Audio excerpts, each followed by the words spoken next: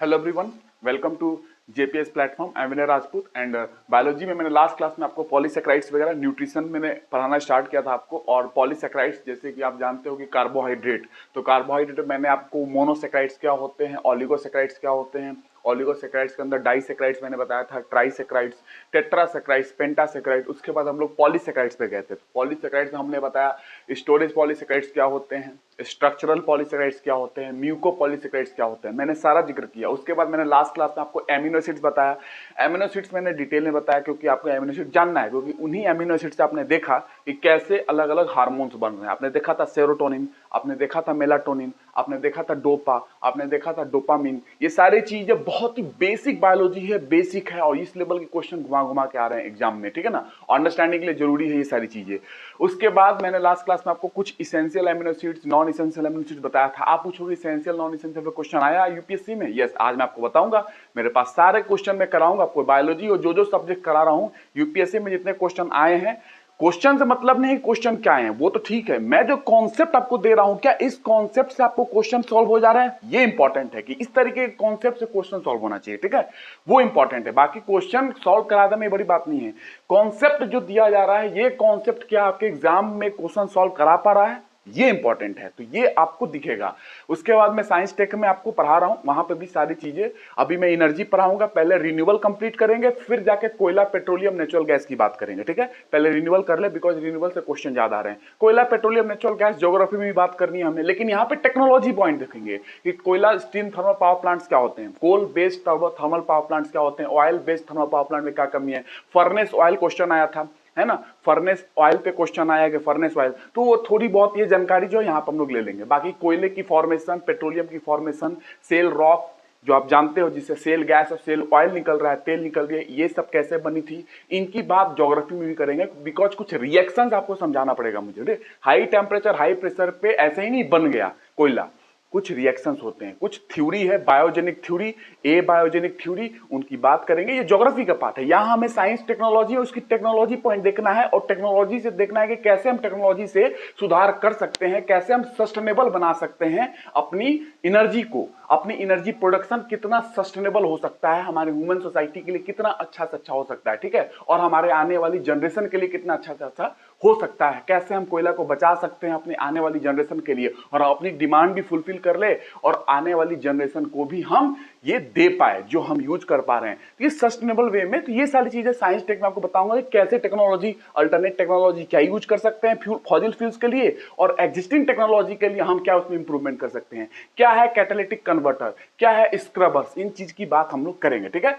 और जैसे ऑटोमोबाइल्स में आप जानते हो डीजल इंजन अगर डीजल फ्यूल्स यूज कर रही है, जैसे मोटरसाइकिल है पेट्रोल यूज करती है, और बाकी आप जानते हो डीजल पे चलती है गाड़ियां, उसमें क्या कैटालिटिक कन्वर्टर यूज किया जा सकता है, आप जानते हो कैटालिटिक कन्वर्टर, उसमें कैसे हम लोग क्या कर सकते हैं, किस किस इमिशन को हम कैसे कैसे बदल सकते हैं कि वो ज्यादा पॉइजनस ना हो, ज्यादा हार्मफुल ना हो, तो CO को CO2 में बदल देना। आप समझते हो CO2 as compare to CO less harmful है, क्योंकि आप जानते हो CO अगर एटमॉस्फेयर में जाएगा तो ब्लड से बहुत जल्दी कंबाइन होती है, हेमोग्लोबिन से बड़ा एफिनिटी है कार्बन मोनोऑक्साइड का एज कम्पेयर टू CO2। इनकी बात हम करेंगे आपको जब ब्लड पढ़ाऊंगा।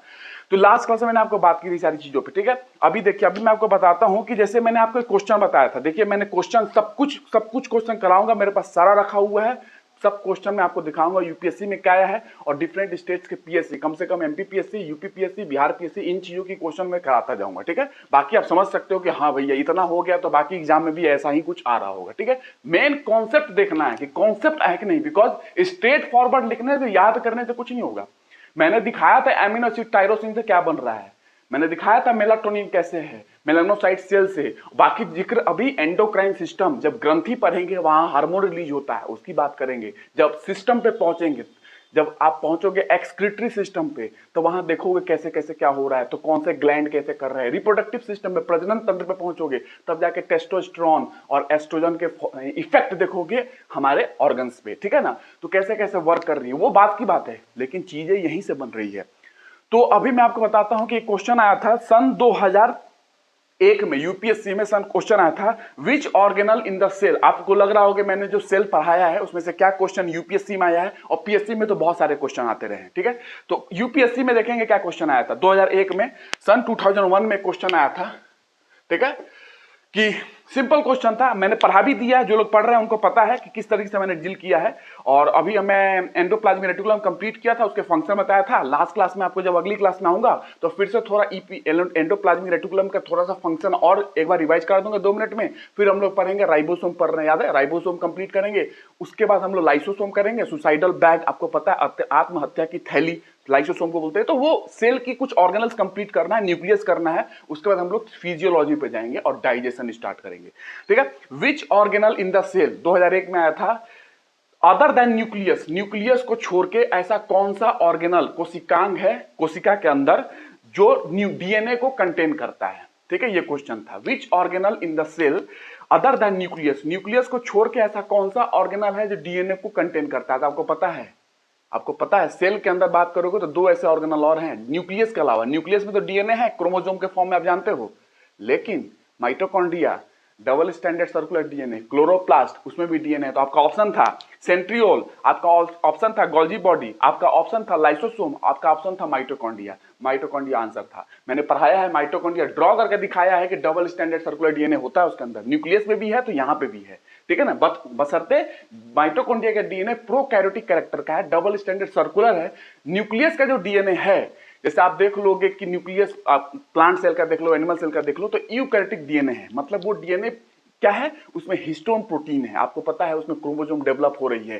प्रोकैरियोटिक डीएनए में क्रोमोसोम डेवलप नहीं होती है, ठीक है। और हेलिकल स्ट्रक्चर है, लीनियर डीएनए होता है न्यूक्लियस के अंदर, लेकिन माइटोकॉन्ड्रिया में डबल स्टैंडर्ड सर्कुलर डीएनए, आपको बताया था मैंने, सब कुछ जिक्र किया था। यहाँ पे माइटोकॉन्ड्रिया आंसर था। अगर ऑप्शन में माइटोकॉन्ड्रिया नहीं होता तो क्लोरोप्लास्ट में जाते, क्योंकि क्लोरोप्लास्ट में भी DNA double standard circular DNA है, आपको पता है। ये क्वेश्चन आया था, ठीक है। उसके बाद देखिए, उसके बाद आपको बता रहा हूं, उसके बाद देखो, मैंने लास्ट क्लास में essential amino acids, non essential बताया था। ये सन 2002 का क्वेश्चन है, सन 2002 सब आ चुके हैं क्वेश्चन। उस हिसाब मैंने कॉन्सेप्ट पढ़ाया है, क्वेश्चन नहीं पढ़ाया। आप देखो कॉन्सेप्ट, आपको मैंने इसेंशियल अमीनो एसिड बता दिया था, नॉन इसेंशियल बता दिया था। आपको क्या लग रहा है, क्वेश्चन आए हुए हैं, देखिए। एसर्शन रीजन का क्वेश्चन है, एसर्शन रीजन, ठीक है। Human diet should compulsory contain glycine, serine और टायरोसिन। ह्यूमन डाइट, जो हमारा डाइट है, शुड कंपल्सरी है कि वो कंटेन करे, ह्यूमन डाइट, कैसा एमिनो एसिड, कौन सा amino acid, glycine, serine, tyrosine. Glycine खूब पढ़ाया मैंने, ग्लाइसिन को, सेरीन, टायरोसिन। टायरोसिन पे तो मैंने लास्ट क्लास आपको बहुत कुछ बताया है, याद होगा। ये 3 ऐसे एमिनो एसिड है, बोल रहा है एसर्शन में कि ह्यूमन डाइट जो होती है, हमारी जो डाइट है, जो खाना लेते हैं, शुड कंपल्सरली मतलब कंपल्सरी है कि वो कंटेन करे ये तीनों एमिनो एसिड। बताओ क्या जरूरी है ह्यूमन डाइट में होना चाहिए?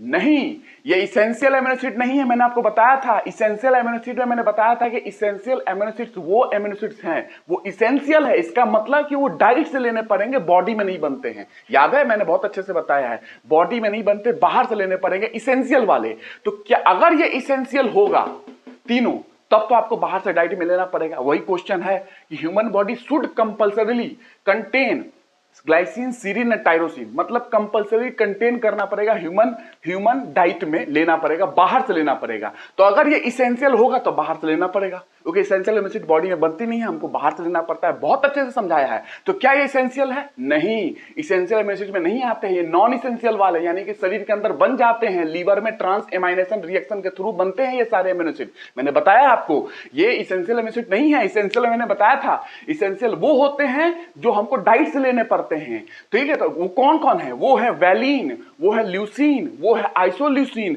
वो है फिनाइल एनालिन, वो है ट्रिप्टोफैन। ये सारी चीजें मैंने बताई थी, लाइसिन, मिथियोनिन, ये सारी चीजें मैंने बताई थी, और आपको साथ में थ्रियोनिन की बात की थी। ये सारे इसेंशियल एमिनो एसिड है, ये बाहर से लेना है। क्या इनका जिक्र हुआ इसमें? नहीं, ये नॉन इसेंशियल है। नॉन इसेंशियल जो हमें बॉडी में बाहर से लेने की जरूरत नहीं है, हमारी बॉडी बना लेती है। तो क्वेश्चन है कि इनको लेना पड़ेगा डाइट से। नहीं भैया, डाइट से लेने की क्या जरूरत है, ये तो नॉन इसेंशियल है, ये तो बॉडी बना लेती है। तो ये ऑप्शन ए जो है वो इनकरेक्ट था, एसर्शन इनकरेक्ट है। ये तो बॉडी बना लेती है, कंपल्सरी नहीं है कि डाइट में लो इसको, ये कंपल्सरी नहीं है डाइट में लेने की, ये बॉडी बना लेती है। ये एक था एसर्शन में, ये रॉन्ग है। रीजन में क्या था? essential amino acids cannot be synthesized in the human body.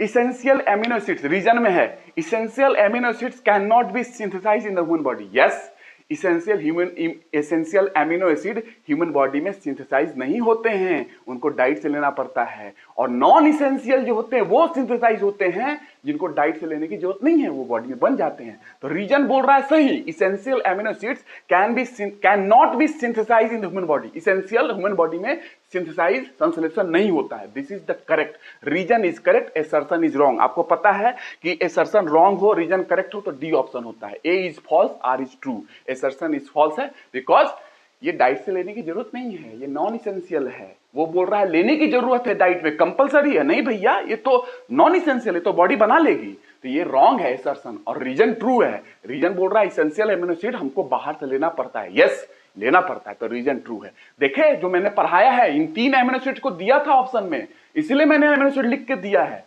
2 4 10 याद रखोगे ना, 2 4 7 8 तो आपको क्वेश्चन कर लोगे। मैंने बताया भी था कि कम से कम 6 7 8 याद रखना। इसेंशियल तो कम से कम याद रख लेना, इसेंशियल वाले, बाकी नॉन इसेंशियल छांट लोगे। इसेंशियल मैंने बताया था वैलिन, लिखवा दिया है, valine, leucine, isoleucine, phenyl alanine, tryptophan, lysine, lysine के बाद थ्रियोनिन, मिथियोनिन, ये सारे का सारे इसेंशियल है जो कि बाहर से लेना है। ठीक है, ये ध्यान रखना है।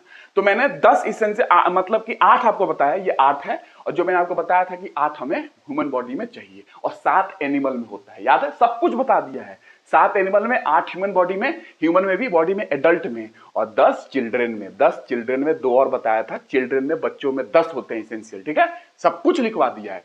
ठीक है, लास्ट क्लास में जो भी नए है जाके देखिए, सब मिल जाएगा। देखिए इस तरीके से कॉन्सेप्ट पढ़ना था आपको, सब कुछ क्वेश्चन सॉल्व हो जाएगा। बाकी मैं कराते जाऊंगा, 2 क्वेश्चन मैंने करा दिया, जो आया है सब करा के दिखाऊंगा। दिखाना ये नहीं है कि स्ट्रेट फॉरवर्ड मैंने क्वेश्चन कराया, दिखाना ये कि जो मैंने कॉन्सेप्ट दिया है वो मोर देन सफिशिएंट आपके एग्जाम के हिसाब से, उससे ज्यादा जाने की जरूरत नहीं है, उसमें आपका सॉल्व हो जाएगा। ठीक है, अभी हम लोग चलते हैं क्या, अब जैसे सिंपलेस्ट एमिनो एसिड मैंने बताया था, याद है, सिंपलेस्ट ग्लाइसिन, ऑप्शन में ग्लाइसिन है, तो कभी पूछ लिया कि सिंपलेस्ट एमिनो एसिड कौन होते हैं, ग्लाइसिन, क्योंकि ऑप्शन में इन्होंने ग्लाइसिन यूज किया है, तो हो सकता है कभी पूछ ले कि ग्लाइसिन एमिनो एसिड सिंपलेस्ट होते हैं। यस होते हैं, फॉर्मूला पूछ ले, मैंने फॉर्मूला भी बना के दिया है, याद होगा आपको। तो सिंपलेस्ट एमिनो एसिड ग्लाइसिन है, मोस्ट कॉम्प्लेक्स ट्रिप्टोफैन है, ट्रिप्टोफैन एमिनो एसिड है, immuno acid proline, IMINO, immuno acid proline. ठीक है, ये मैंने बताया था इम्यूनो एसिड के बारे में, एमिनो नहीं है, इम्यूनो है वो। ठीक है, डबल एमिनो एसिड सिस्टाइन, मैंने बताया था डबल एमिनो एसिड सिस्टाइन होते हैं, जो कि 2 सिस्टीन से बनते हैं। 2 सिस्टीन मिलकर सिस्टाइन बनाता है, इसीलिए सिस्टाइन डबल एमिनो एसिड है, क्योंकि 2 एमिनो एसिड सिस्टीन से बन रहा है सिस्टाइन, इसलिए डबल है। तो ये सारी चीजें मैंने बता दी थी। अब मैं आपको बताता हूं प्रोटीन के बारे में। ठीक है, तो प्रोटीन के बारे में आपको जानना है। टायरोसिन एमिनो एसिड की मैंने कहानी बता दी थी, याद है, टायरोसिन कन्वर्ट हुआ डोपा में, डोपा कन्वर्ट हुआ डोपामिन में, डोपामिन आपको जानते हो सब कुछ। अगर हार्मोन के बारे में नहीं पता है, ये हार्मोन बताऊंगा जब हार्मोन आपको पढ़ाऊंगा, डोपामिन कितना इंपॉर्टेंट है, ये सब कुछ बताना है मुझे। ठीक है, सब कुछ, बस अभी आप फॉर्मेशन देख रहे हो कि देखो कहां बन रहा है, ये लोग बनते कैसे हैं ये देख लो, बाकी इसकी क्या है, इसका यूज बॉडी में, क्या ये इफेक्ट डालता है बॉडी में, ये तो पढ़ेंगे। तो टायरोसिन डोपा कन्वर्ट हुआ डोपामिन, डोपामिन नॉर एड्रेनलिन, और नॉर एड्रेनलिन में कन्वर्ट हुआ, जो कि आप जानते हो एड्रिनल ग्लैंड के हार्मोन है, एड्रिनल ग्रंथि जो कि किडनी के ऊपर होती है। पढ़ाऊंगा, समय आने दो, बस अभी फॉर्मेशन देख लो कि एमिनो एसिड से कैसे बन रहे हैं। ठीक है, ट्रिप्टोफैन एमिनो एसिड से क्या बना था, मेलाटोनिन, सेरोटोनिन। आपको पता है पाइनियल ग्लैंड के हार्मोन होते हैं, मैंने बता दिया था, मेलाटोनिन और सेरोटोनिन, ये सब मैंने आपको बता दिया है मेलाटोनिन सेरोटोनिन के बारे में। ठीक है, तो मेलाटोनिन जो है आपको पता है कि रात में इसका लेवल बढ़ता है, मतलब कि स्कोटोफेज, SKOTO, स्कोटोफेज मतलब लाइट, मतलब नाइट का समय है स्कोटोफेज, स्कोटो, इसका लेवल, मेलाटोनिन का लेवल रात में बढ़ता है स्कोटोफेज, और सेरोटोनिन फोटोफेज मतलब लाइट के समय बढ़ता है, जब दिन होगा उजाला होगा तब। ठीक है, बाकी इसकी जिक्र मैं करूंगा जब समय आएगा। तो अब ग्लाइसिन एमिनो एसिड की मैंने बात की थी, ग्लाइसिन सिंपलेस्ट है, आपके ऑप्शन में भी यूज किया है, तो सिंपलेस्ट तो है। इसके साथ आपको ये भी ध्यान रखना है, heme part of hemoglobin, hemoglobin में हेम पार्ट है, ग्लोबिन पार्ट है। हेम पार्ट कौन बनाता है, ग्लाइसिन एमिनो एसिड, याद रखना। ग्लोबिन पार्ट तो प्रोटीन है, लेकिन हेम पार्ट जो है कौन बनाता है, ग्लाइसिन एमिनो एसिड, ये आपको ध्यान रखना है। हिस्टिडीन एमिनो एसिड मैंने बताया था, हिस्टिडीन याद रखना, बहुत इंपॉर्टेंट है, आजकल बड़ा चल रहा है, आपको पता है साइटोकाइन स्टॉर्म आपने सुना है कोरोना वायरस के इफेक्ट में कोविड-19 में साइटोकाइन स्टॉर्म के कारण लंग्स में फ्लूइड इकट्ठा हो जा रहा है और हमको रेस्पिरेशन में, ब्रीदिंग में, ऑक्सीजन एक्सचेंज में प्रॉब्लम आ रही है, उसके कारण दिक्कत हो रही है। अफ्रीकन अमेरिकन में ज्यादा प्रॉब्लम थी, आपको कुछ बताऊंगा, समय आएगा, पहले बेसिक समझिए। जब कोरोना वायरस और डिजीज पढ़ाऊंगा वहां पे आपको कुछ चीजें बताऊंगा, बट राइट नाउ आपको साइटोकाइन स्टॉर्म का आपने सुना होगा कुछ, इम्यून सेल्स के रिस्पॉन्स में प्रोटीन वगैरह ये बनते हैं, ठीक है, और जब आपका इम्यून सिस्टम वर्क करती है उसमें ये प्रोटीन रिलीज होता है, ठीक है, लेकिन इंस्टेंटली बहुत ज्यादा ये साइटोकाइन स्टॉर्म मतलब साइटोकाइन ज्यादा रिलीज होता है, इंस्टेंटली एक ही बार में ज्यादा रिलीज हुआ तो आपके लिए खतरनाक हो जाएगा। ये अच्छी चीज है, इम्यून रिस्पॉन्स को बताता है कि हमारी बॉडी वर्क कर रही है, इम्यूनिटी रिस्पॉन्स दिखा रहा है, साइटोकाइन आना चाहिए, लेकिन एकदम से ज्यादा हो जाए तो शरीर के लिए गड़बड़ हो जाता है, इसको बोलते हैं साइटोकाइन स्टॉर्म हो गया, बहुत ज्यादा साइटोकाइन रिलीज हो गया है। और जानते हो किसी भी चीज की अति अच्छी नहीं होती है, हर चीज की एक लेवल मीडियम में, एवरेज में अच्छा माना जाता है, ना कम ना ज्यादा। ये अति हो गया, साइटोकाइन का स्टॉर्म हो गया और हमारे लिए ही खतरनाक हो गया, हमारी जान लेके बैठेगा। ऑक्सीजन का एक्सचेंज हमारा बॉडी में यानी कि लंग्स में होता है, लंग्स में भी कहां होता है, एल्वियोलाई में होता है, वहां नहीं हो पाएगा। उसके साथ साथ साइंटिस्ट ने देखा कि भैया साइटोकाइन स्टॉर्म तो अभी छोड़ो, ये तो लगता है कि ये तो उतना कारण नहीं है डेथ के लिए कोविड-19 में, ये तो ब्रैडीकाइनिन स्टॉर्म हो रहा है। ब्रैडीकाइनिन स्टॉर्म वो क्या है समझाऊंगा, अभी ब्रैडीकाइनिन आज समझाऊंगा, स्टॉर्म वगैरह जब आपको रेस्पिरेशन पढ़ाऊंगा, थोड़ा लंग्स समझाऊंगा आपको, ब्रोंकियल समझाओ, उसके बाद ट्रैकिया समझाऊं, एल्वुलाई समझाऊं, तब आपको समझ में आएगी कैसे स्टॉर्म हो रहा है, कैसे फ्लूइड इकट्ठा हो रहे हैं, ठीक है। तो ये सारी चीजें ध्यान रखना। और आपको मैंने बताया था, याद है, हाइयालुरोनिक एसिड, म्यूकोपॉलीसेकेराइड में हाइयालुरोनिक एसिड, ध्यान रखना, हाइयालुरोनिक एसिड कभी भी क्वेश्चन आ सकता है। ब्रैडीकाइनिन स्टॉर्म में हाइयालुरोनिक एसिड का बहुत बड़ा रोल है, बहुत बड़ा रोल है। हाइयालुरोनिक एसिड जो मैंने म्यूकोपॉलीसेकेराइड में पढ़ाया था, तो ब्रैडीकाइनिन स्टॉर्म में उसका बहुत बड़ा रोल है, बहुत बड़ा। याद रखना, कभी भी यूपीएससी वाले क्वेश्चन बना के उठ सकते हैं, कभी पूछ लेंगे। H2 पूछ लिया ना, H2 भी रिलेटेड है इन्हीं चीजों से, ब्रैडीकाइनिन स्टॉर्म वगैरह से रिलेटेड है।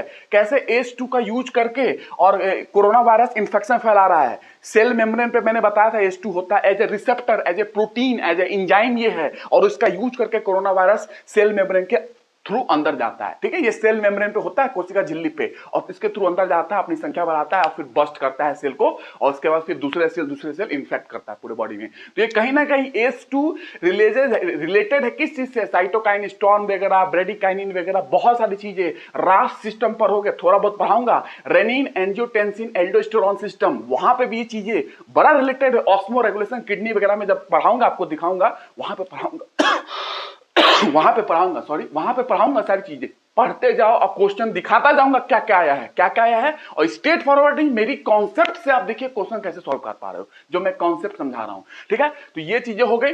अब प्रोटीन के बारे में देखना है, ठीक है। तो प्रोटीन यानी कि पॉलीपेप्टाइड के नाम से भी जानते हैं, आप जानते हो, पॉलीपेप्टाइड यानी पेप्टाइड बॉन्ड। तो प्रोटीन की बात करना है तो प्रोटीन में, प्रोटीन्स क्या है, एक तरीके से पॉलीपेप्टाइड लिखो। एमिनो एसिड मैंने बता दिया, मोर देन सफिशिएंट है, ठीक है। बाकी चीजें जब समय आएगा और भी बताता रहूंगा, ठीक है। प्रोटीन, ठीक है। प्रोटीन आपको पता है प्रोटीन का मतलब क्या होता है, प्री एमिनेंट। प्री एमिनेंट इसका मतलब क्या, प्रोटीन का मतलब प्री एमिनेंट मतलब फर्स्ट रैंक का, उत्तीर्ण, प्रथम, ये इसका मतलब है प्रोटीन का। Pre eminent, first rank, of the first rank, pre eminent या उत्तीर्ण या प्रथम स्थान का, इसको बोलते हैं प्रोटीन, ठीक है। इसका मतलब है of the first rank, of the first rank या प्री एमिनेंट, ठीक है, प्रथम, उत्तीर्ण, प्रथम स्थान का, ये चीज आपको ध्यान रखना है, ठीक है। श्रेष्ठ है एक तरीके से, प्रथम स्थान का, इसका मतलब है प्रोटीन का, ठीक है। और प्रोटीन क्या होता है, प्रोटीन आर पॉलीपेप्टाइड, समझते जाओ, सब समझाऊंगा। प्रोटीन आर, और सारे क्वेश्चन करा के दिखाऊंगा कॉन्सेप्ट से कैसे यूज हो रहे हैं, स्ट्रेट फॉरवर्ड कुछ नहीं पढ़ा रहा हूं मैं, कॉन्सेप्ट समझ जाओगे, सारी चीज आपको ध्यान रहेंगी, ठीक है। बाकी मैंने ब्रैडीकाइनिन स्टॉर्म वगैरह जो कोरोना में हुआ है, H2 पे क्वेश्चन आ चुका है, सब चीज पढ़ाऊंगा रिलेटेड, जितनी आपकी एग्जाम में रिक्वायर्ड है। साइटोकाइन से रिलेटेड क्या बात हो सकती है, कभी भी घुसा के क्वेश्चन पूछ लेंगे, कभी भी, ठीक है। प्रोटीन्स आर पॉलीपेप्टाइड, अभी पॉलीपेप्टाइड समझाऊंगा आपको, चिंता नहीं करना। पॉली मींस मेनी, आप जानते हो पॉलीमर होते हैं, पॉलीमर जानते हो, तो पॉली मींस मेनी, और पेप्टाइड मतलब पेप्टाइड बॉन्ड, बहुत सारे पेप्टाइड बॉन्ड होंगे तो पॉलीपेप्टाइड, ठीक है। और पेप्टाइड बॉन्ड के थ्रू ही एमिनो एसिड जुड़ते हैं, जो मैंने एमिनो एसिड पढ़ा दिया ना, वही एमिनो एसिड 20 हैं, आपको बताया था 2 और खोजे गए हैं, अब 20 याद रखना कि 20 होते हैं जो प्रोटीन बनाने में भाग लेते हैं, अलग अलग तरीके से जुड़ेंगे और जुड़ेंगे तो पेप्टाइड बॉन्ड बनाएंगे और अलग अलग तरीके से जुड़ जुड़ के पेप्टाइड बॉन्ड बना बना के पॉलीपेप्टाइड बन जाएगी, बहुत सारी पेप्टाइड बॉन्ड, और उसी को बोलेंगे प्रोटीन। ठीक है, तो ये सारी चीज हो सकती है पॉलीपेप्टाइड, लेकिन हो सकता है कि डाइपेप्टाइड भी हो जाए, हो सकता है ना कि भैया 2 एमिनो एसिड 2 पेप्टाइड बॉन्ड जुड़ा, दो कुछ एमिनो एसिड जुड़े और 2 पेप्टाइड बना, 3 पेप्टाइड हो सकता है, 4 हो सकता है, तो इसलिए पेप्टाइड छोटे भी हो सकते हैं, बड़े भी हो सकते हैं। तो बड़े पेप्टाइड जो होते हैं पॉलीपेप्टाइड, उसको हम लोग नॉर्मली प्रोटीन बोल देते हैं। बाकी ट्राइपेप्टाइड भी होते हैं, 3 पेप्टाइड बॉन्ड वाला, है ना, ऑक्टापेप्टाइड भी होता है। ये सारी चीज आपको ध्यान रखना है कि बहुत छोटे पेप्टाइड भी होते हैं और बड़े पेप्टाइड भी होते हैं। तो बड़े पेप्टाइड को हम लोग पॉलीपेप्टाइड बोलते हैं, जिसमें बहुत सारे पेप्टाइड बॉन्ड है, उन्हीं को हम लोग प्रोटीन बोल देते हैं। ठीक है, जिसमें बहुत सारा पेप्टाइड बॉन्ड होगा, बहुत सारे एमिनो एसिड जुड़ के और उसमें प्रोटीन बना दिया। ठीक है, पेप्टाइड बॉन्ड के थ्रू। बाकी मैं समझाता जाऊंगा। आप they are linear chains of amino acids, they are linear chain, पढ़ सकते हैं। दे आर, देखिए बहुत बायोमोलिक्यूल्स एमबीबीएस में बहुत डिफिकल्ट होता है, बायोकेमिस्ट्री के पार्ट में आता है। बायोकेमिस्ट्री लाइफ के अंदर की जो केमिस्ट्री चल रही है, रसायन चल रहा है, बट आपके लेवल पे कुछ चीजें ऐसी हैं कि बस जितना है उतना पढ़ना है। ठीक है, ऐसा नहीं कि केमिस्ट्री में एंट्री करके मैं आपको बता दूं। जैसे प्रोटीन की बात करूं एमिनो एसिड में, तो मैंने एमिनो एसिड आपको बताया था अल्फा कार्बन, याद है? तो वो अल्फा कार्बन क्या है ना, उसका बहुत प्रोटीन में है, उसका टर्म्स वगैरह बहुत है, आपको नहीं बता रहा हूं। कायरल सेंटर क्या है ना, सिमेट्रिकल कार्बन क्या है, कैसे वो बोला जाता है, एल अल्फा क्या होते हैं, एल यूज करते हैं हम लोग एमिनो एसिड डिफाइन करते समय, लेकिन फिर भी मैंने आपको सब चीज नहीं बताया है, बिकॉज वो हाई लेवल की चीजें हैं। ठीक है, वो चीजें मैं शायद नीट वालों को भी ना बता पाऊं, क्योंकि हाँ केमिस्ट्री में उनको बताना पड़ेगा। केमिस्ट्री जब पढ़ाऊंगा नीट वालों को तो वहां बता सकता हूं, बिकॉज ये केमिस्ट्री की बात है। बायोलॉजी एक लिमिट तक रोकता है कि इतना नहीं, केमिस्ट्री केमिस्ट्री में पढ़ाना है, बायोलॉजी बायोलॉजी में पढ़ाना है, जो है सब्जेक्ट की डिफरेंस वो मेंटेन रखना है। They are linear chain, linear state, linear है स्टेट, तो linear chain of amino acid, chain बन रही है श्रृंखला किसकी, of amino acid, amino acids का ही लीनियर चेन है पेप्टाइड। जैसे कैसा, ये देखते जाओ।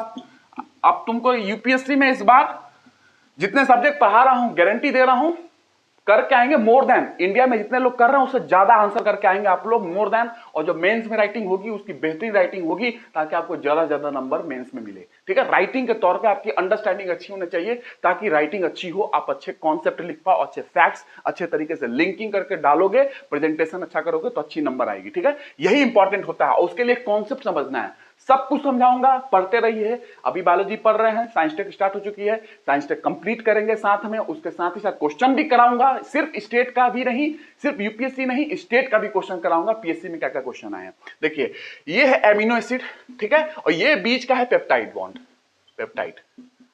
ठीक है, बस समझ जाओ, यही तो चीज मैं बोल रहा हूं, लीनियर चेन है, एक चेन बन गई श्रृंखला किसकी, एमिनो एसिड की। ये एमिनो एसिड है, ये एमिनो एसिड है। ठीक है, एमिनो एसिड जो इतना देर से मैं पढ़ाया आपको, ठीक है, वही एमिनो एसिड जुड़ गए किससे, पेप्टाइड बॉन्ड से, पेप्टाइड बॉन्ड से जुड़ गए। ठीक है, तो यही तो बोला linear chain of amino acid, यही जुड़ चुके हैं। ठीक है, पेप्टाइड बॉन्ड के माध्यम से। ठीक है, ये एमिनो एसिड जुड़ गए पेप्टाइड बॉन्ड के माध्यम से। ठीक है, तो ये they are linear chain of amino acids linked by peptide bond. Linking किस चीज से हुई है, एमिनो एसिड की लिंकिंग किस चीज से हुई है, पेप्टाइड बॉन्ड के माध्यम से। Linked by peptide bond. Peptide bond is a type of covalent bond, सहसंयोजक बंध। ठीक है, कोवैलेंट बॉन्ड क्या होती है, शेयरिंग ऑफ इलेक्ट्रॉन। मैं केमिस्ट्री में पढ़ा दूंगा कि कोवैलेंट बॉन्ड क्या होते हैं, आयोनिक बॉन्ड क्या होते हैं, मेटालिक बॉन्ड क्या होते हैं, डिस्पर्जन बॉन्ड क्या होते हैं, हाइड्रोजन बॉन्ड क्या होते हैं। समझिए, बॉन्डिंग वगैरह बेसिक आपको पता होना। जैसे हाइड्रोजन बॉन्ड जो है ना प्रोटीन के स्ट्रक्चर में बनती है, जब कॉम्प्लेक्स स्ट्रक्चर बनने लगती है ना प्रोटीन की, तो वहां पे हाइड्रोजन बॉन्डिंग भी होती है। तो थोड़ा बहुत बताऊंगा आपको, ठीक है, बट आपको बॉन्डिंग केमिस्ट्री में पढ़ना पड़ेगा।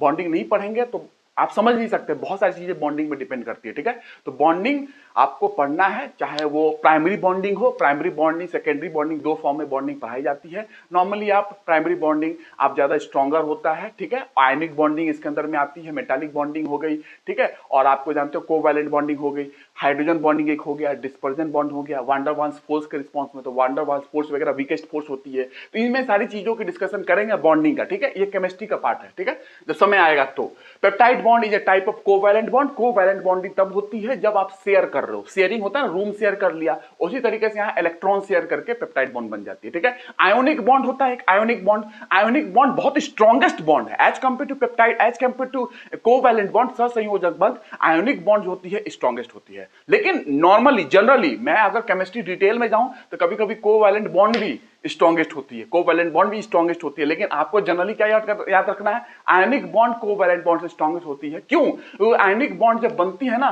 तो ये बॉन्ड ऐसी होती है कि इलेक्ट्रॉन शेयर नहीं करते। पूछेगा तुमको एक इलेक्ट्रॉन की कमी है, मेरे में एक इलेक्ट्रॉन ज्यादा है, तू ले ले, शेयरिंग नहीं करना, तू ले ही ले, ठीक है। ऐसा है, कौन सा करता है कंपाउंड में समझाऊंगा केमिस्ट्री में, ऐसा खेल ले ले मतलब पूरा दे ही देता है, शेयर वेयर नहीं करना है, ये है आयोनिक। और शेयरिंग कर रहे हैं कि भैया तुम्हारा एक कम मेरा भी एक कम, चल ना शेयर करके अपना अपना पूरा कर ले, तो शेयरिंग कर लिया, कोवैलेंट बॉन्डिंग, ठीक है। चीजें होगी बात, ठीक है, समय आएगी केमिस्ट्री में। वो सारी सब्जेक्ट जो मैं पढ़ा रहा हूं ना, सब टॉप लेवल पे पढ़ के बैठा हुआ हूं मैं, ऐसा कुछ नहीं है। पता नहीं लोग बोलते हैं कि ऐसा स्पेशलाइजेशन नहीं हो सकता है, मैं नहीं मानता। आपको मैं पढ़ा रहा हूं, आप मेरी स्पेशलाइजेशन यहां नहीं देखेंगे, सिर्फ बायोलॉजी में नहीं, बायोलॉजी में मैं नीट पढ़ाऊंगा, बीबीएस पढ़ाऊंगा, केमिस्ट्री में ऑलरेडी केमिकल इंजीनियरिंग में सारी चीजें पढ़ा के आऊंगा। केमिकल इंजीनियरिंग की बात कर रहा हूं मैं, केमिस्ट्री की बात कर, फिजिक्स में आपको बता दूं इतना कि वर्ल्ड की सबसे डिफिकल्ट फिजिक्स में पढ़ के बैठा हुआ हूं right now. Quantum mechanics and special theory of relativity and nuclear physics, this is the most complex part है। और भी सारी चीजें हैं, ठीक है। और कॉस्मोलॉजी माय फेवरेट पार्ट है, एस्ट्रोनॉमी इंक्लूड करके। एस्ट्रोनॉमी का पार्ट उसमें आप जानते हो कॉस्मोलॉजी में क्या है नहीं है, जब पढ़ाऊंगा आपको फील होगी। तो आपको ऐसा नहीं लगेगा, स्पेशलाइजेशन सारे फील्ड में मेरी है, ठीक है। और जब हिस्ट्री पढ़ाऊंगा आपको तो आपको पता चलेगा, और जब इकोनॉमी, कि कैसे एक फिजिक्स बैकग्राउंड का लड़का कैसे आपको हिस्ट्री पॉलिटी पढ़ा रहा है और इकोनॉमी पढ़ा रहा है। समय आने दीजिए, आपको पता चलेगी कि क्या इकोनॉमी में कैसे आपको क्या पढ़नी है, कैसे कैसे करनी है। और ज्योग्राफी में आने तो दीजिए सब, बट कंप्लीट करने दीजिए। जितना मैं दे रहा हूं ये सटीक हो रहा है, बस इसके बाद कहीं नहीं जाना, हड़बड़ाना कहीं नहीं है, कहीं नहीं जाना, बस इतना ही पढ़ना है आपको, ठीक है। तो ये हो गया दूसरा line, each protein is a polymer of amino acid. ऐसा क्वेश्चन पूछ सकता है कि हर एक प्रोटीन पॉलीमर होता है एमिनो एसिड का। यस, पॉलीमर बहुत सारे एमिनो एसिड जुड़ के ही प्रोटीन बन रहा है। तो each protein is a polymer of amino acid लिख लेंगे, हर एक प्रोटीन पॉलीमर होता है एमिनो एसिड का। As there are of 20 types of amino acid. कितने टाइप के मैंने बताया था? As these are 20 types of amino acids which are responsible for the formation of protein. Protein बनाने के लिए 20 प्रकार के एमिनो एसिड रिस्पॉन्सिबल है। 2 और खोजे गए हैं, लेकिन 20 तो याद है ना। और बाकी मैंने एसेंशियल नॉन एसेंशियल बता दिया, सब कुछ समझा दिया आपको, ठीक है। हो गया, ये हो गया। उसके बाद देखिए, जैसे कि 20 मैंने बताया भी था आपको, बार बार एमिनो एसिड बताने का मतलब नहीं है। एमिनो एसिड मैंने समझा दिया है कौन से एसेंशियल कौन से नॉन एसेंशियल, ठीक है। तो 20 टाइप के होते हैं, आपको ध्यान रखना है। एलानिन है, सिस्टीन है, प्रोलीन है, ट्रिप्टोफैन है, लाइसिन है, आइसोलाइसिन, ये बहुत सारी चीजें मैंने बता दी आपको, ठीक है। ये आपको ध्यान रखना है, जो एमिनो एसिड मैंने बताया है उन्हीं से सारा बन रहा है ये सारा प्रोटीन, ठीक है। Protein is A heteropolymer, homopolymer नहीं है। ये क्वेश्चन आ सकता है, प्रोटीन कैसा है? हेट्रोपॉलीमर, होमोपॉलीमर नहीं है। इसका मतलब क्या है? अब होमोपॉलीसेकेराइड हेट्रोपॉलीसेकेराइड मैंने पढ़ाया था, अगर वही लिंकिंग कर लोगे तो मेरा जान बच जाएगा, मैं नहीं समझाऊंगा। लेकिन अभी फेस टू फेस बात हो नहीं रही है, अब यूट्यूब पे है तो बताना पड़ेगा मुझे क्या पता है आप समझे हो कि नहीं, ठीक है। बट मैंने समझाया तो है, जो नए लोग हैं उनको जाके देख लोगे, सब समझा दिया मैंने। तो प्रोटीन क्या है? Protein is A type of, protein is A heteropolymer, not a homopolymer. Protein, ये मिटा दो, protein is A heteropolymer, protein is A heteropolymer, मतलब नॉट ए होमोपॉलीमर। होमोपॉलीमर नहीं है, होमोपॉलीमर। इसका मतलब सिंपल है, आपको हेट्रो मतलब क्या होता है? विषम, कुछ अलग। होमो मतलब सेम टाइप। तो heteropolymer, homopolymer, homopolymer has only one type of monomer. Homopolymer अगर होता तो एक ही प्रकार के मोनोमर से बनेगा, मतलब एक ही प्रकार का एमिनो एसिड मिलके बना दे। ऐसा है क्या? 20 प्रकार के मिलकर बना रहे हैं यहाँ पे प्रोटीन, तो होमोपॉलीमर नहीं होता है। अगर होमोपॉलीमर समझ लोगे तो हेट्रोपॉलीमर समझ में आ जाएगा। होमोपॉलीमर क्या है? Homopolymer has only one type of monomer, only one type of monomer repeating n number of times. एक प्रकार के मोनोमर ही रिपीट कर रहा है n नंबर टाइम। जैसे सीरीन है, एग्जांपल के तौर पे सीरीन एमिनो एसिड ही मिलके n number of times repeat किया, हजारों टाइम्स रिपीट किया और प्रोटीन बना दिया। ऐसा नहीं होगा। 20 हैं वही मिलेंगे, तो एक नहीं है, वो एक प्रकार के नहीं है, अलग अलग प्रकार के मोनोमर मिलके प्रोटीन बना रहे हैं, इसलिए हेट्रोपॉलीमर है। सेम प्रकार के मोनोमर मिलके, मोनोमर मतलब कि जिससे बन रहा है पॉलीमर, मोनोमर सिंपल है, उससे मिलके पॉलीमर बनता है, ठीक है। तो मैंने आपको पॉलीसेकेराइड में समझाया था, हेटेरोपॉलीसेकेराइड, होमोपॉलीसेकेराइड। तो वही ये सेम प्रकार के नहीं मिल रहे हैं, अलग अलग प्रकार के एमिनो एसिड है अपने पास, 20 हैं, तो अलग अलग प्रकार के एमिनो एसिड मिल मिल के आपको अलग अलग तरीके से प्रोटीन देते हैं। तो अलग अलग प्रकार के हैं इसलिए हेटेरोपॉलीमर है। सेम प्रकार के रहते तो होमो होते, तो होमोपॉलीमर प्रोटीन नहीं होता है। Homopolymer has only one type of monomer unit repeating n number of times, एक प्रकार के ही monomer unit n number of time repeat कर दे। n नंबर ऑफ टाइम मतलब 100 time, 200 time, 400 time, 1000 time repeat कर दे, एक ही प्रकार का मोनोमर। लेकिन प्रोटीन के साथ ऐसा नहीं है। प्रोटीन बोलता है मैं तो 20 एमिनो एसिड मेरे पास है, उन्हीं की कॉम्बिनेशन से मैं बनूंगा। तो अलग अलग एमिनो एसिड जुड़ रहे हैं इसलिए अलग अलग है, तो हेट्रो होगा। हेट्रो मतलब विषम, अलग अलग टाइप के जुड़ के बना रहे हैं अलग अलग एमिनो एसिड, ठीक है, प्रोटीन बना रहे हैं, ये हो गया। उसके बाद certain amino acids are essential for our health. आप जानते हो, मैंने बता दिया कुछ ऐसे एसेंशियल एमिनो एसिड्स होते हैं जो आपके हेल्थ के लिए इंपॉर्टेंट है, जो कि आपको डाइट से लेना है और उसको डाइट से लेना है। और जो नॉन इसेंशियल है आपको पता है उसको आपको लेने की जरूरत नहीं है, वो बॉडी में बन जाता है। ये क्वेश्चन भी मैंने आपको करा दिया, ठीक है। तो इसेंशियल एमिनो एसिड क्वेश्चन कभी आ जाए, एमिनो एसिड कितने टाइप के होते हैं नॉर्मली, तो इसेंशियल, नॉन इसेंशियल, ऐसा भी क्वेश्चन आ सकता है, कोई नहीं जानता है, ठीक है। तो ये आपको ध्यान रखना है। और उसके बाद प्रोटीन जो है आपको बताऊं यहां पे, यहीं पे शॉर्ट में बता दूं कि प्रोटीन जो है can carry out, protein carry out many function. मैंने प्रोटीन के फंक्शन पे 7-8 पॉइंट बताया था एक वीडियो में, ठीक है। यहां भी बताऊंगा, कुछ अलग बताऊंगा। Protein can carry out many function in living organism. Living organism में, जीव में प्रोटीन बहुत सारे फंक्शन करते हैं, बहुत सारे फंक्शन करते हैं। मैंने कार्बोहाइड्रेट के फंक्शन समझाए थे, याद है? याद है कार्बोहाइड्रेट का फंक्शन? एक बताऊं, एक क्वेश्चन आ चुका है, चलो एक क्वेश्चन, फिर प्रोटीन का फंक्शन बताता हूं, ठीक है। एक क्वेश्चन कराता हूं जो आ चुका है यूपीएससी में। अभी सारा क्वेश्चन मैं कराऊंगा आपको, ऐसे नहीं मानूंगा मैं, सारा दिखाऊंगा, आपको भी लगेगा कि हाँ भैया जो पढ़ रहा हूं ना वो सारा आ चुका है, और आएगा वही जो मैं पढ़ा रहा हूं उसी टाइप से क्वेश्चन आएंगे, ठीक है। अभी आपको मैं दिखाता हूं, जैसे कि एक पॉलीसेकेराइड पे क्वेश्चन आया था, जैसे पॉलीसेकेराइड पे क्वेश्चन ये, हाँ, cellulose is used in making shatter proof glass. 2006 का क्वेश्चन है यूपीएससी में।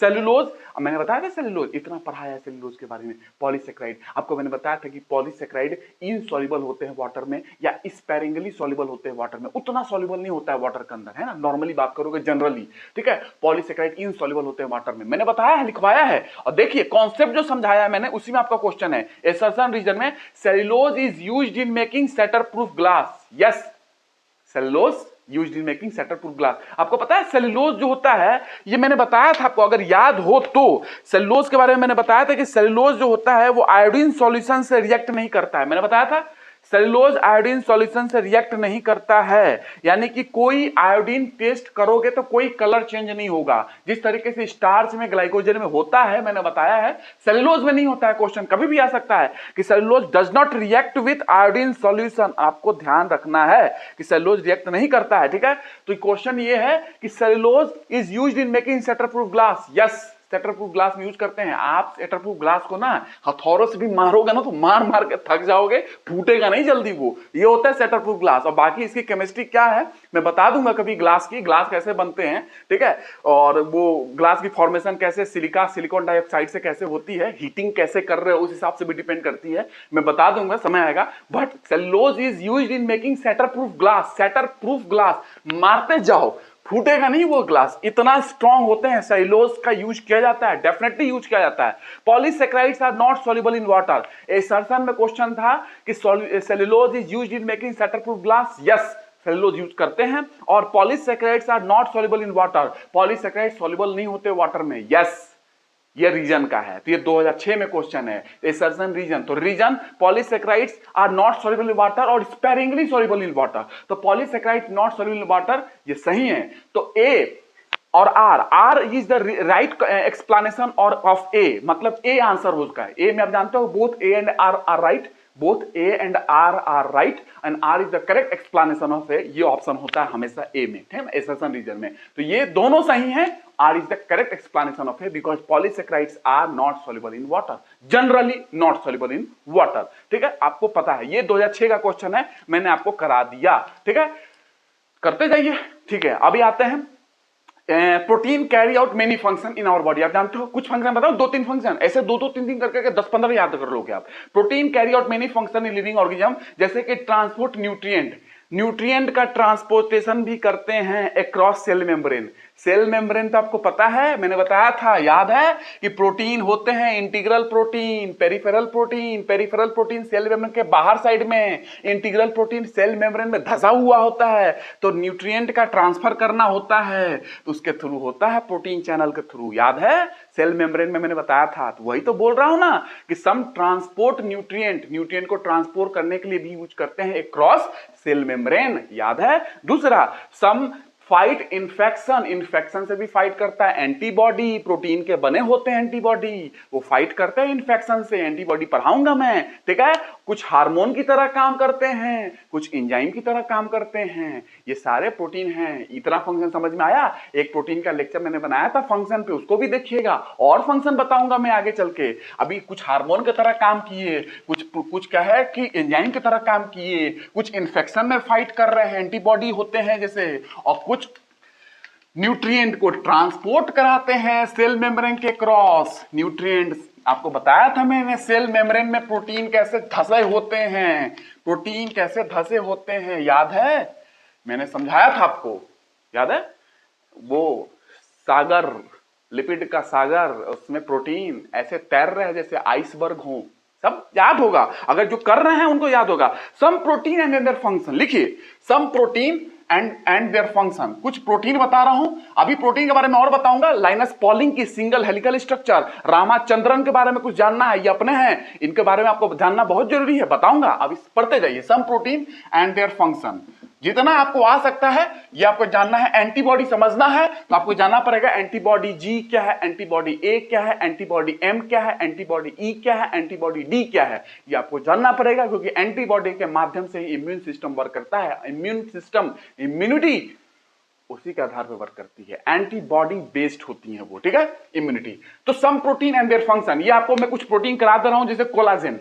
याद है मैंने कोलाजेन के बारे में बताया। कोलाजेन बहुत इंपॉर्टेंट प्रोटीन है ये collagen. Most abundant protein, most abundant protein कहां पे? In animal world. Animal world में, जंतु जगत में देखोगे मोस्ट एबंडेंट है, सबसे ज्यादा। इनफैक्ट ह्यूमन बींग में भी सबसे ज्यादा, हमारे में भी सबसे ज्यादा एबंडेंट प्रोटीन है ये कोलाजेन। एबंडेंट है सबसे ज्यादा। Intracellular ground substance, intercellular ground substance मतलब कि ये सेल जो होता है ना, सेल के जो, आप देखोगे दो सेल के बीच में यहां पे आपको कोलाजेन प्रोटीन मिलते हैं, कोलाजेन। और ये कोलाजेन की बहुत सारी ऐसी है रिलेटेड बात यहां पे है कि एजिंग से भी कुछ प्रभाव यहां पे आती है। एजिंग जानते हो ना, एजिंग, उससे भी रिलेटेड कुछ बात है यहां पे कोलाजेन से रिलेटेड। मैं एजिंग में पढ़ाऊंगा आपको। तो ये इंटरसेलुलर ग्राउंड सब्सटेंस होता है। इंटरसेलुलर ग्राउंड, इंटर मतलब दो सेल के बीच में, इंटरसेलुलर दो सेल के बीच का ग्राउंड सब्सटेंस है इंटरसेलुलर ग्राउंड सब्सटेंस। और ये आपको पता करना है कि कोलाजेन प्रोटीन जब होती है, मैं जब पढ़ाऊंगा कोलाजेन, अपना ध्यान रखना ये क्या किस तरीके से बॉडी में काम करता है, ठीक है। Ground substance, intercellular ground substance है, ठीक है। इंटर, दो सेल के बीच का ग्राउंड सब्सटेंस है ये collagen, intercellular ground substance. Trypsin के बारे में बात कर दूं, ट्रिप्सिन एक प्रोटीन है। ट्रिप्सिन क्या है? ये trypsin as a enzyme work करता है। एंजाइम पढ़ेंगे डाइजेशन में, इसके बाद डाइजेशन पढ़ना है। Trypsin as a enzyme work करता है डाइजेशन में। इंसुलिन हार्मोन, वो भी प्रोटीन है एक तरीके का। Insulin, beta cells, alpha cells कुछ याद है? Alpha cells, beta cells, delta sales कुछ याद है? पैंक्रियास में पढ़ाऊंगा। इंसुलिन, और कहां होते हैं? आइलेट्स ऑफ लंगरहंस, कुछ नाम सुना है आइलेट्स ऑफ लंगर के बारे में? कुछ वहां पे अगर सुना होगा तो आपको पता चलेगा, ठीक है। इंसुलिन इज ए हार्मोन, ये भी एक प्रोटीन है जो कि हार्मोन की तरह काम करता है, ठीक है। तो ये हार्मोन इंसुलिन, आपको पता है डायबिटीज मेलिटस बहुत ही इस चीज से रिलेटेड है, मैं पढ़ाऊंगा, क्वेश्चन आ चुके हैं। Antibody, fight infectious agent, antibody है, ये भी एक तरीके का प्रोटीन है। मैंने बताया एंटीबॉडी कितने टाइप के होते हैं, एंटीबॉडी जी, एंटीबॉडी ए, एंटीबॉडी एम, एंटीबॉडी ई, एंटीबॉडी डी। इम्यूनोग्लोबुलिन्स के नाम से भी जाना जाता है, इम्यूनोग्लोबुलिन्स उसके नाम से भी एंटीबॉडी को जानते हैं। फाइट करते हैं इन्फेक्शियस एजेंट से, जैसे वायरस इन्फेक्शियस एजेंट से फाइट करते हैं, है ना। इन्फेक्शियस एजेंट जो इन्फेक्शन करते हैं उनसे फाइट करते हैं। रिसेप्टर जैसे मैंने बताया ACE2 रिसेप्टर क्वेश्चन आ चुका है। ACE2 एज ए प्रोटीन मैंने बताया था, ACE2 को प्रोटीन बताया, यानी कि एंजाइम एक तरीके से सेल मेम्ब्रेन पे होता है। कोरोना वायरस उसका यूज करता है इन्फेक्शन फैलाने के लिए, अंदर जाने के लिए, कोशिका के अंदर जाने के लिए, ठीक है। वो एक तरीके का रिसेप्टर है। तो रिसेप्टर भी प्रोटीन होते हैं, ठीक है, याद है रिसेप्टर। और हर हार्मोन अपने रिसेप्टर को पहचानता है। जितनी बॉडी में हार्मोन रिलीज हो रही है, ऐसा नहीं कि कहीं भी काम कर देगा। अगर किडनी का हार्मोन है, वैसोप्रेसिन है, एंटी डाययूरेटिक हार्मोन है, तो किडनी में जाके काम करेगा। उसका रिसेप्टर किडनी में है तो किडनी में जाके काम करेगा, बाकी जगह कहीं जगह उसका रिसेप्टर नहीं है। रिसेप्टर जहां पे होगा वहीं पे हार्मोन जाके एक्ट करते हैं, ठीक है। तो और भी चीजें बातें हैं, लोकल हार्मोन्स होते हैं, एक सिस्टेमिक हार्मोन्स पूरे बॉडी में रिस्पॉन्स दिखा सकते हैं, एक लोकल होते हैं कि वहीं बने हार्मोन और वहीं पे वहीं बन के वहीं प्रभाव दिखाएं और वहीं प्रभाव दिखाने के बाद वहीं खत्म हो गए, ये लोकल हार्मोन है, ठीक है। रिसेप्टर कुछ होते हैं कि पूरे बॉडी में, सिस्टेमिक पूरे बॉडी में मूव करते हैं। रिसेप्टर क्या होते हैं? एक तरीके से प्रोटीन है, एक तरीके का प्रोटीन का एग्जांपल पढ़ रहे हैं तो रिसेप्टर सेंसरी रिसेप्शन, जैसे सेंसरी रिसेप्शन, ठीक है। सेंसरी रिसेप्शन मतलब सेंस के लिए मतलब स्मेल का, टेस्ट का उसका भी तो रिसेप्टर है ना, टेस्ट का। टेस्ट बर्ड होते हैं, आपको पता है, सोर, स्वीट, आपको पता है, सोर, स्वीट, बीटर, एक उमामी टेस्ट मैंने बताया था। तो ये टेस्ट की बात करेंगे हम, तो ये स्मेल का रिसेप्टर भी है, स्मेल का, नोज में रिसेप्टर्स आपके पास स्मेल का है, टेस्ट का रिसेप्टर है, ठीक है।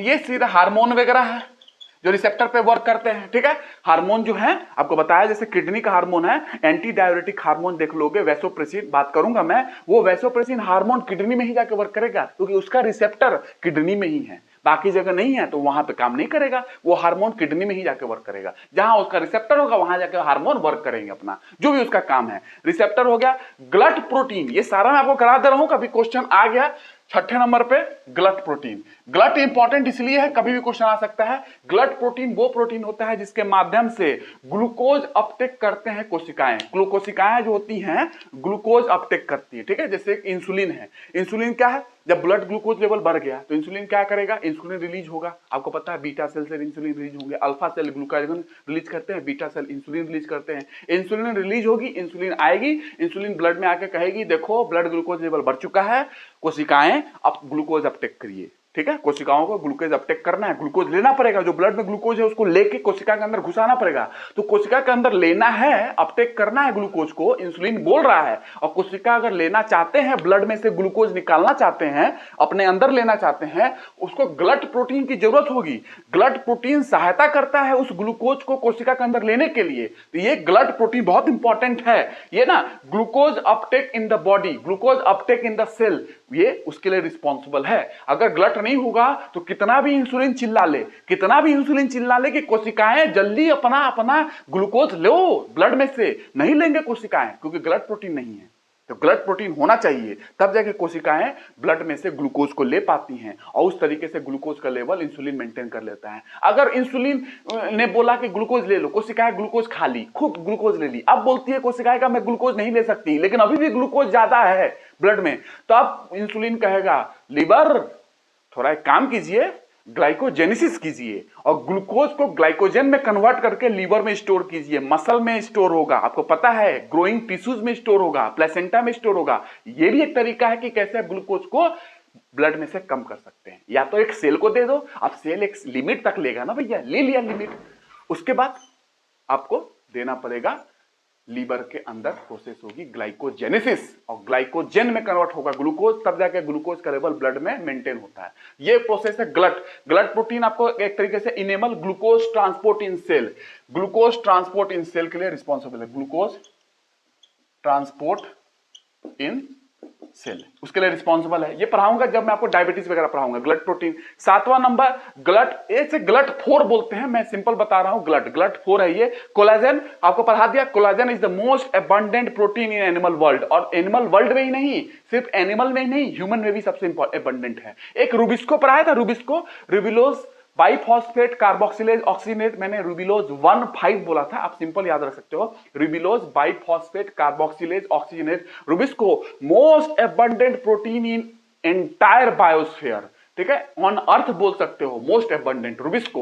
रूबिस्को कहां यूज होता है, फोटोसिंथेसिस के 2 रिएक्शन होते हैं, light reaction, dark reaction. Dark reaction में रूबिस्को का यूज होता है, वो एंजाइम स्ट्रोमा में प्रेजेंट है, कहां पे, क्लोरोप्लास्ट के स्ट्रोमा में रूबिस्को होता है, और वही रूबिस्को के माध्यम से डार्क रिएक्शन चलती है, और डार्क रिएक्शन में CO2 का फिक्सेशन, CO2 कन्वर्ट होता है कार्बोहाइड्रेट ग्लूकोज में। तो rubisco most abundant protein in whole earth, whole biosphere, ठीक है, ये आपको ध्यान रखना है। होल बायोस्फीयर में, रुबिस्को। तो एंजाइम फॉर केल्विन साइकिल, आप ऐसा बोल सकते हो। मैंने बताया था C3 plant Calvin cycle, enzyme for Calvin cycle. और केल्विन साइकिल का कहां? डार्क रिएक्शन में, लाइट वाला नहीं, डार्क रिएक्शन में। 2 रिएक्शन है फोटोसिंथेसिस का, मैं पढ़ाऊंगा आगे भी, light and dark. Dark reaction में केल्विन साइकिल चलेगी और उसी का ये एंजाइम है, कौन सा? रुबिस्को, जो कि CO2 को कन्वर्ट करेगा ग्लूकोज में डार्क रिएक्शन के थ्रू। ठीक है, तो आपको ये rubisco most abundant protein in whole biosphere या होल अर्थ, लेकिन कोलाजन एनिमल वर्ल्ड में है और यह ह्यूमन में मोस्ट एबंडेंट है।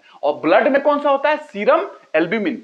सीरम जो है एल्ब्यूमिन ब्लड में सबसे ज्यादा एबंडेंट होता है। हमारे ब्लड में सीरम एल्ब्यूमिन सबसे ज्यादा एबंडेंट प्रोटीन है। ठीक है, ये ध्यान रखोगे। ये प्रोटीन की बातें हैं। अब आ जाओ, थोड़ा सा और बता दूं, उसके बाद फिर नेक्स्ट क्लास में और बात करेंगे। ठीक है, अभी प्रोटीन की स्ट्रक्चर में बात करना है। रामाचंद्रन के बारे में थोड़ा बता देता हूं। रामाचंद्रन के बारे में आपने सुना है, रामाचंद्रन एक्सटेंसिवली वर्क। रामाचंद्रन के बारे में, GN रामाचंद्रन की बात कर रहा हूं मैं, इनके बारे में जानना है आपको। रामाचंद्रन, ठीक है, कोलाजन पे इन्होंने काम किया है। कोलाजन के प्रोटीन की स्ट्रक्चर जानने में बहुत दिक्कत हुई थी। कोलाजन प्रोटीन जो बता रहा हूं ना, इसकी स्ट्रक्चर जानने में बहुत दिक्कत हुई थी, सिंपल नहीं था इसको जानना। ठीक है, तो GN रामाचंद्रन जो है extensively work in the field of protein structure. Protein structure में आपको कोई नाम ले तो इनको इंडिया से ध्यान रखेंगे कि ये प्रोटीन स्ट्रक्चर के लिए बहुत ही वर्क की है। प्रोटीन की संरचना कैसी है, कैसा स्ट्रक्चर है, प्राइमरी स्ट्रक्चर है, सेकेंडरी स्ट्रक्चर है, टर्शियरी है, क्वाटरनरी है, ऐसे स्ट्रक्चर होते हैं प्रोटीन के। ठीक है, तो उसको जानने के लिए प्रोटीन स्ट्रक्चर में GN रामाचंद्रन ने बहुत वर्क किया है। Founder of Madras school, Madras school of conformational analysis of biopolymer, Madras school of conformational analysis of biopolymer के फाउंडर भी हैं ये। कभी भी क्वेश्चन आ जाएगा, ये मद्रास स्कूल के फाउंडर भी है, कन्फॉर्मेशनल एनालिसिस ऑफ बायोपॉलीमर उसके फाउंडर है, लिख सकते हैं ये। तीसरा, discovery of triple helical, discovery of triple helical structure of collagen. Collagen में कैसा स्ट्रक्चर होता है? Triple helical. उसकी डिस्कवरी किन्होंने की थी? इन्होंने की थी। ये बहुत डिफिकल्ट था। तो discovery of triple helical structure of collagen. ठीक है, ट्रिपल हेलिकल स्ट्रक्चर की बात कर रहा हूं, ट्रिपल हेलिकल। ठीक है, हेलिकल स्ट्रक्चर जानते हो ना, ऐसे कुछ हेलिकल स्ट्रक्चर होता है, ये ट्रिपल हेलिकल स्ट्रक्चर की बात कर रहा हूं मैं। Discovery of triple helical structure in collagen protein, उसमें ट्रिपल हेलिकल स्ट्रक्चर होता है। एनालिसिस ऑफ अलाउड, किस तरीके के analysis? Allowed confirmation of protein through the use of Ramachandran plot. Ramachandran plot का भी क्वेश्चन आ जाए तो किस चीज लिए यूज होता है? प्रोटीन के लिए। ठीक है, कभी भी क्वेश्चन आ जाए रामाचंद्रन प्लॉट आ सकता है। रामाचंद्रन प्लॉट, चंद्रशेखर लिमिट जैसे है, बताऊंगा चंद्रशेखर लिमिट क्या है, अर्थ क्या कहते हैं स्टार्स के लिए क्या लिमिट है, चंद्रशेखर लिमिट। रामाचंद्रन प्लॉट यहां पे बात कर लिया प्रोटीन में। रामाचंद्रन प्लॉट के माध्यम से आप क्या करते हैं? कंफर्मेशन ऑफ प्रोटीन, प्रोटीन की कंफर्मेशन करते हैं थ्रू रामाचंद्रन प्लॉट। ठीक है, तो analysis of allowed confirmation, analysis of allowed confirmation of protein, या प्रोटीन की कंफर्मेशन करने के लिए आप रामाचंद्रन प्लॉट की स्टडी करते हैं। ठीक है, और स्ट्रक्चरल बायोलॉजी में, स्ट्रक्चरल बायोलॉजी में बड़ा आउटस्टैंडिंग इनका क्या है? इनका एक तरीके से योगदान रहा है स्ट्रक्चरल बायोलॉजी में। ठीक है, इनको ध्यान रखना है। पीएचडी किए थे इन्होंने, कैम्ब्रिज यूनिवर्सिटी से पीएचडी किया था इन्होंने, कैम्ब्रिज यूनिवर्सिटी से पीएचडी किया था। और कैम्ब्रिज में ही रामाचंद्रन ने लाइनस पॉलिंग से मिले थे। लाइनस पॉलिंग बहुत इंपॉर्टेंट व्यक्ति है। लाइनस पॉलिंग पे क्वेश्चन आ चुका है, यूपीएससी में क्वेश्चन आ चुका है लाइनस पॉलिंग का। तो कैम्ब्रिज यूनिवर्सिटी में ही GN रामाचंद्रन लाइनस पॉलिंग से मिले थे। Single helical structure of protein को दिया था इन्होंने, आपको पता है सिंगल हेलिकल स्ट्रक्चर। ये एकमात्र व्यक्ति है जो 2 नोबेल प्राइज मिला है, कोई शेयरिंग नहीं हुई है। नोबेल प्राइज शेयर होता है ना 2 लोगों के बीच में, 3, इनको 2 मिला है विदाउट शेयर, शेयरिंग नहीं हुई है इनको, मतलब नोबेल प्राइज में। ये वो व्यक्ति है लाइनस पॉलिंग, यही व्यक्ति है जिन्होंने बोला था विटामिन सी की हेल्प से, यही व्यक्ति है जिन्होंने बोला था विटामिन सी की हेल्प से कॉमन कोल्ड को ठीक कर लेंगे। यही व्यक्ति है जो विटामिन सी की हेल्प से बोला था कि कैंसर को हम ठीक कर सकते हैं। ये क्वेश्चन आ चुका है यूपीएससी में। कब आया है? चलो ये भी दिखा दूं। हाँ, ये आया है 1995 में। 1995 में क्वेश्चन आया था ये। ठीक है, लाइनस पॉलिंग का है कि यही व्यक्ति जिन्होंने विटामिन सी से बात की थी कि हम कैंसर ठीक कर लेंगे, और विटामिन सी से बात की थी कि हम कॉमन कोल्ड ठीक कर लेंगे। ठीक है, यही व्यक्ति हैं। और ये मिले थे रामाचंद्रन, कैम्ब्रिज यूनिवर्सिटी में ही मिले थे लाइनस पॉलिंग से। और ये इनको 2 बार नोबेल पुरस्कार ऐसा मिल चुका है कि अनशेयर्ड, शेयरिंग नहीं हुई है, शेयर विदाउट शेयर नोबेल पुरस्कार मिला है। ठीक है, बाकी आप जानते हो कि नोबेल पुरस्कार जब मिलता है तो बहुत सारे साइंटिस्ट की शेयरिंग की जाती है, बहुत सारे साइंटिस्टों में शेयर होता है। ये वो है लाइनस पॉलिंग। ठीक है, और भी बहुत बातें हैं इनके बारे में बहुत बात करेंगे हम। ठीक है, लाइनस पॉलिंग के बारे में। ठीक है, ये आपको ध्यान रखना है। उसके बाद अगर बताऊं, टर्म प्रोटीन का मतलब समझ लिया। Term protein pre eminent occupy the first rank to occupy the first rank, प्रथम उत्तीर्ण, प्रथम स्थान का, ठीक है, ये आपको ध्यान रखना है प्रोटीन का मतलब होता है, ठीक है।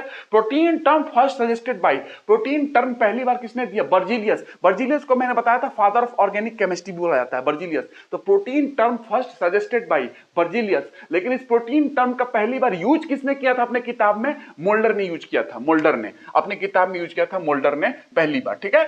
ऑफिशियली मोल्डर ने यूज किया था अपने किताब में पहली बार प्रोटीन शब्द को, लेकिन protein term first time suggested by किसने किया? First time suggested by protein term कौन? बर्जीलियस, ठीक है। लेकिन पहली बार यूज किसने किया था अपने किताब में? मोल्डर ने यूज किया था, ठीक है। First time used by Mulder, ठीक है, ये ध्यान रखना है, ठीक है।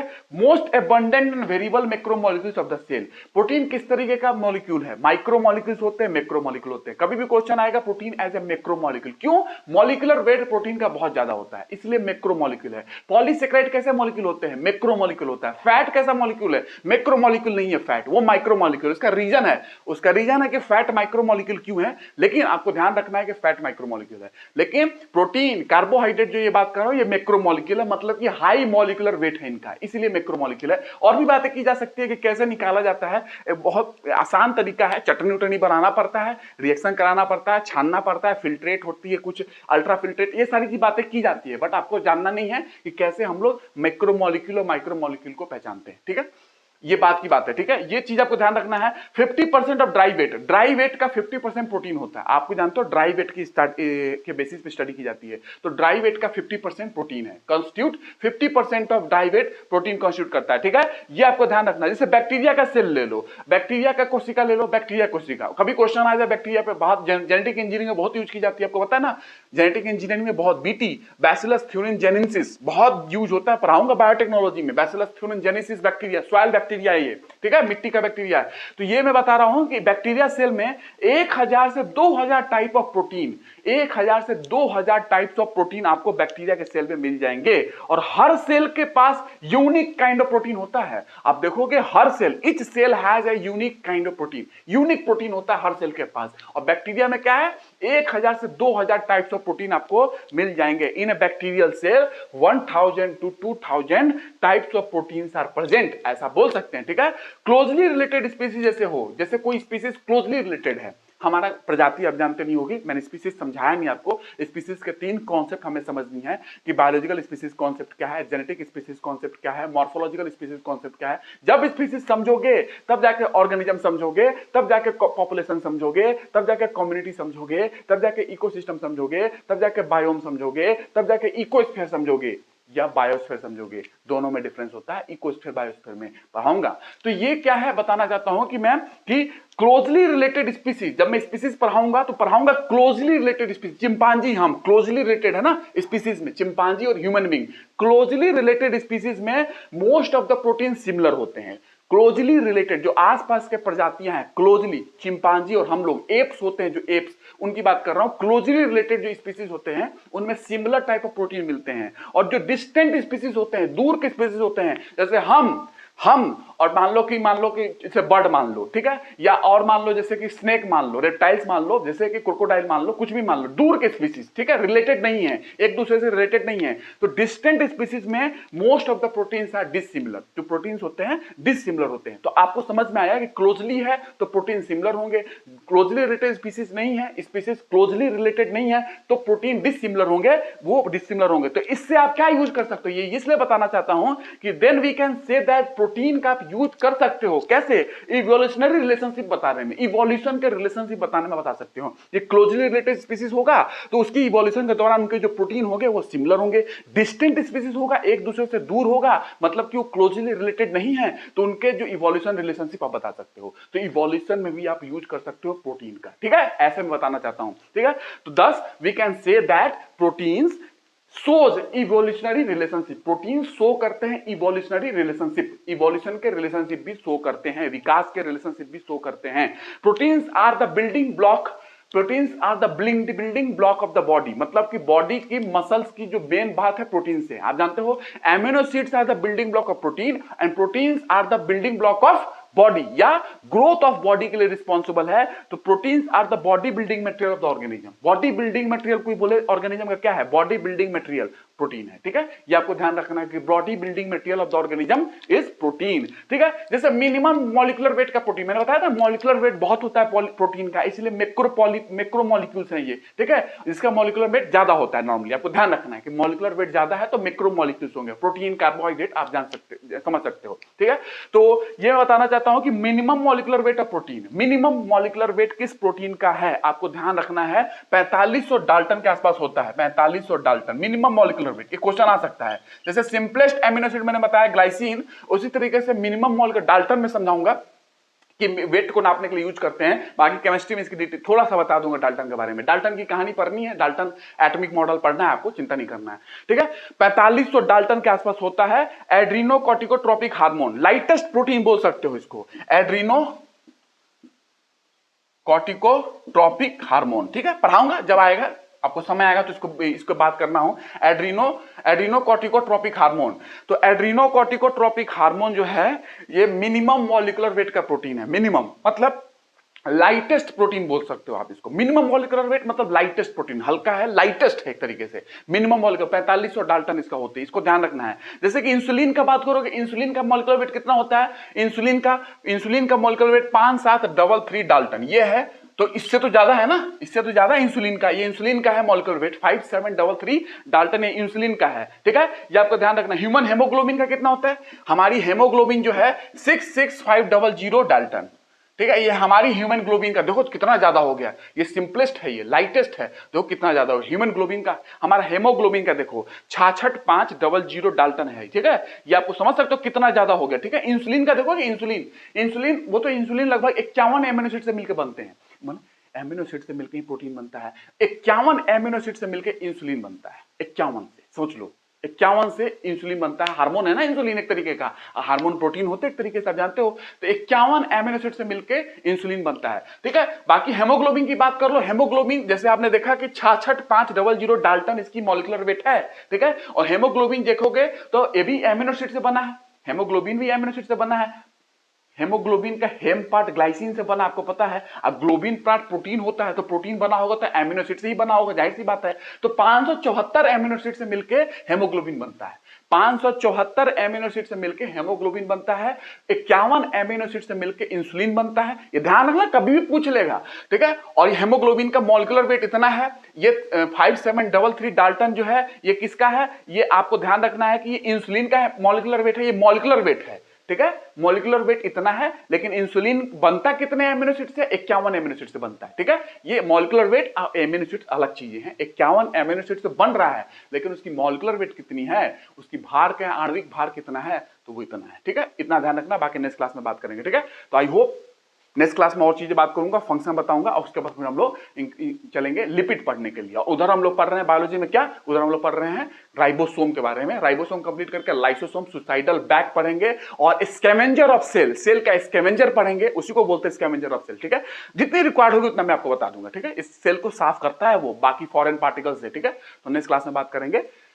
और साइंस टेक्नोलॉजी में मैं स्टार्ट करने वाला हूं रिन्यूएबल से पढ़ेंगे, रिन्यूएबल से पढ़ेंगे। और किसी को पता हो कि हाइड्रोइलेक्ट्रिक पावर प्लांट मैंने बताया था कि रिन्यूएबल में मैंने डाला, ठीक है, उसका रीजन मैंने समझा दिया था। हाइड्रोइलेक्ट्रिक पावर प्लांट और थर्मल पावर प्लांट में इंपॉर्टेंट कौन है, कौन ऐसा चीज है जो हाइड्रोइलेक्ट्रिक पावर प्लांट को बहुत ही क्या करता है, एक तरीके से बूस्ट करता है, एक तरीके से प्रमोट करता है कि हाइड्रोइलेक्ट्रिक पावर प्लांट होना चाहिए। किस तरीके की चीजों को वो मतलब एक तरीके से डील करता है हाइड्रोइलेक्ट्रिक पावर प्लांट हमारे सोसाइटी में, हमारे इलेक्ट्रिसिटी के लिए, किस तरीके की चीजों को, ठीक है। तो अगर आपको ध्यान लगाओगे कुछ हाइड्रोइलेक्ट्रिक पावर प्लांट से क्या बेनिफिट है इलेक्ट्रिसिटी के लिए, किस तरीके के लोड को डील करता है, इलेक्ट्रिसिटी के किस तरीके के लोड को डील करता है। इलेक्ट्रिसिटी में बहुत सारे लोड होते हैं, बेस लोड होता है, इंटरमीडिएट लोड होता है, पीक लोड होता है। तो पीक लोड को हाइड्रोइलेक्ट्रिक पावर प्लांट डील करता है, और जिस प्लेस पे हाइड्रोइलेक्ट्रिक पावर प्लांट और थर्मल पावर प्लांट हैं एक ही साथ, वो बहुत अच्छा माना जाता है हमारे इलेक्ट्रिसिटी की हैंडलिंग, जो लोड की जो वेरिएशन है। लोड तो वेरी करते हैं, आप जानते हो सुबह से लेकर रात तक लोड वेरी करता है। कभी दिन में आप देख लो, गर्मी के दिन में दोपहर में खूब कूलर चलेगी, रात में चलेगी, सुबह 4 बजे कूलर नहीं चलेगी, तो उस तरीके से लोड भी वेरी करता है। तो वो सारी चीजें हैं, लोड वेरिएशन के हिसाब से देखोगे तो हाइड्रोइलेक्ट्रिक पावर प्लांट बहुत अच्छा पीक लोड को वेरी क्या करते हैं, बहुत ही टैकल अच्छे से कर लेता है। तो ये चीजें थोड़ा सा ध्यान लगाना, बाकी मैं नॉर्मल में समझा दूंगा हाइड्रोइलेक्ट्रिक पावर अपन, ठीक है। पेल्टन विंड क्या है, फ्रांसिस टर्बाइन क्या है, कैप्लन टर्बाइन क्या है, थोड़ी सी आपको जानना है कि हेड क्या है, हेड पे ये वर्क करती है, हल्का हल्का आपको जानना है, ठीक है, ज्यादा नहीं, कुछ नहीं जानना है, हल्का हल्का। हाइड्रोइलेक्ट्रिक पावर प्लांट के बेनिफिट, उसका एडवांटेज क्या है, डिसएडवांटेज क्या है, इंप्लीकेशन क्या है, आगे भविष्य क्या है और किस तरीके से उसका इंपैक्ट है, ज्योग्राफी में पढ़ेंगे। लैंडस्लाइड क्या होते हैं, माइग्रेशन क्या होता है, फ्लड कैसे आती है, हाइड्रोइलेक्ट्रिक पावर प्लांट अगर लार्ज लग रही है, स्मॉल हाइड्रो पावर प्लांट लग रही है, स्मॉल मतलब कि पीको प्लांट्स 25 मेगावाट से कम के प्लांट्स को बोलते हैं pico plants, small hydro power plant 25 megawatt से कम, ठीक है। बाकी उसके आगे चले जाओगे तो वो लार्ज में आ जाते हैं, बाकी उसमें भी कुछ है और भी चीजें हैं, उतना डिटेलिंग में आपको नहीं बता रहा हूं, क्लास में बताऊंगा जो चीजें रिक्वायर्ड होगी, ठीक है। तो नेक्स्ट क्लास में मिलते हैं, आई होप मजा आया होगा, ठीक है। Okay bye.